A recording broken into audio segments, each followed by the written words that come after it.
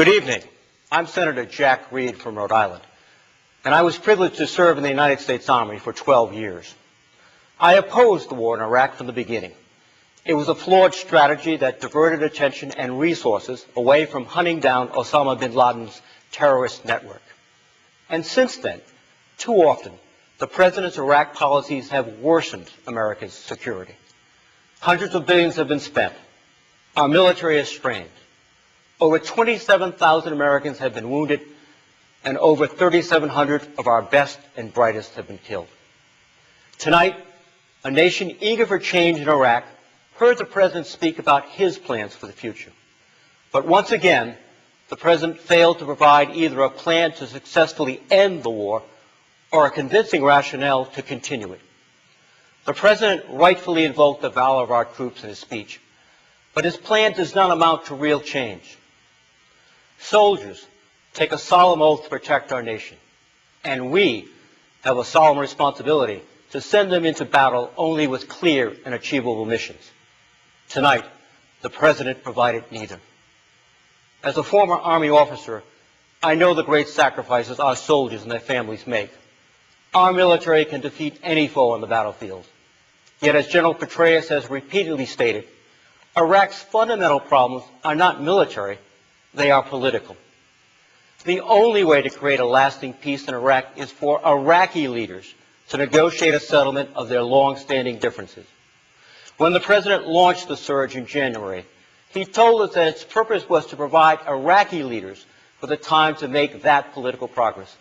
But now, 9 months into the surge, the President's own advisors tell us that Iraq's leaders have not and are not likely to do so.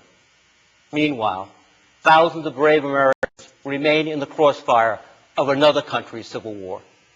So tonight, we find ourselves at a critical moment. Do we continue to heed the President's call that all Iraq needs is more time, more money, and the indefinite presence of 130,000 American troops, the same number as 9 months ago? Or do we follow what is in our nation's best interest and redefine our mission in Iraq?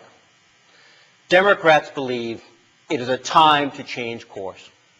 We think it's wrong that the President tells us there's not enough money for our veterans and children's health care because he is spending $10 billion a month in Iraq.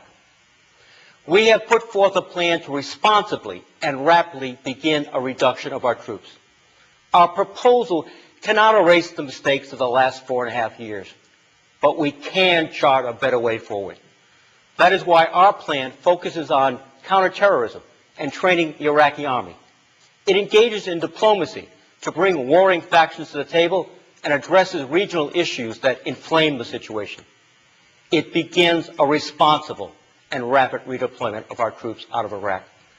And it returns our focus to those who seek to do us harm, Al-Qaeda and other terrorist groups.